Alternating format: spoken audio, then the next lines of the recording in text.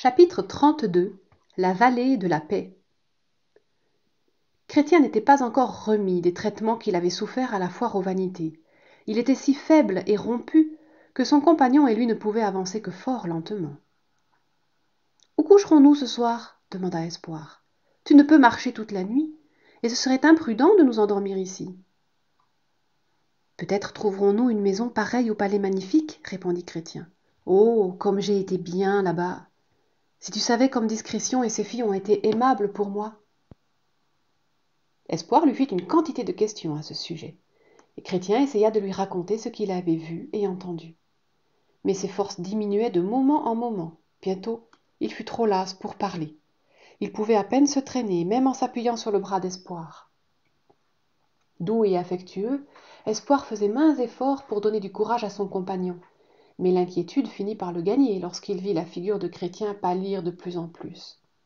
« Si seulement nous trouvions un lieu où nous arrêter un peu, pensa-t-il. Comme les ombres du soir devenaient plus épaisses, il cherchait à sonder les ténèbres, espérant discerner au loin une lumière quelconque. Il ne vit rien. La nuit enveloppa les voyageurs.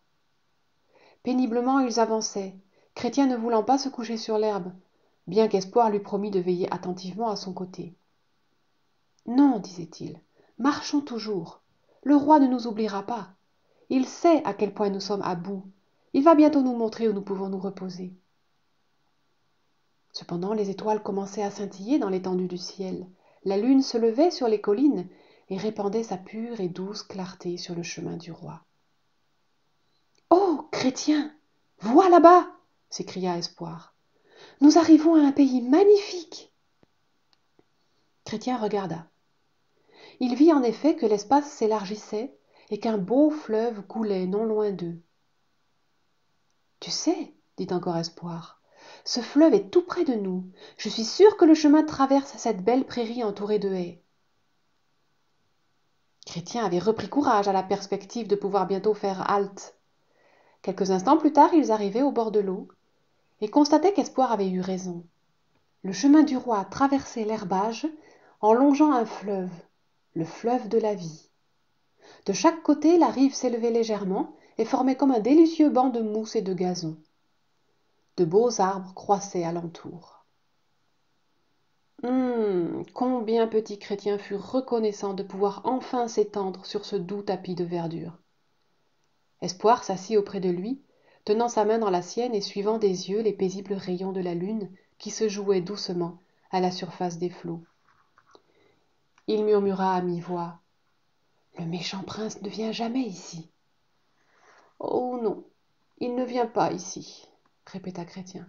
« Tout est si tranquille et si joli. » Les enfants s'allongèrent l'un à côté de l'autre et dormirent profondément jusqu'au matin. Comme le soleil se levait, un messager vint à eux de la part du roi. « C'est ici la vallée de la paix, » leur annonça-t-il. « Vous y resterez quelques jours, jusqu'à ce que Chrétien soit complètement remis. Vous aurez en abondance de quoi manger, car les arbres sont chargés de fruits. L'eau du fleuve vous désaltérera et vous fortifiera. » Les enfants passèrent donc une semaine entière dans cette magnifique vallée. Se reposant à fond, ils jouissaient avec reconnaissance de ces heures de détente. Dans ce lieu paisible, Chrétien ne craignait pas de déboucler son armure. Il s'asseyait sur le rivage, appuyant sa tête contre le tronc d'un gros arbre, tandis qu'Espoir, près de lui, ramassait des fleurs ou cueillait des fruits exquis. Ce séjour dans la vallée de la paix fut profitable à petit Chrétien. Les couleurs revinrent à ses joues et les forces à ses membres. Bientôt, il se sentit pleinement en état de reprendre son voyage. « Il me semble que nous ne devons pas être bien loin de la cité céleste, » dit-il. « Oh, comme je serai content lorsque nous y arriverons.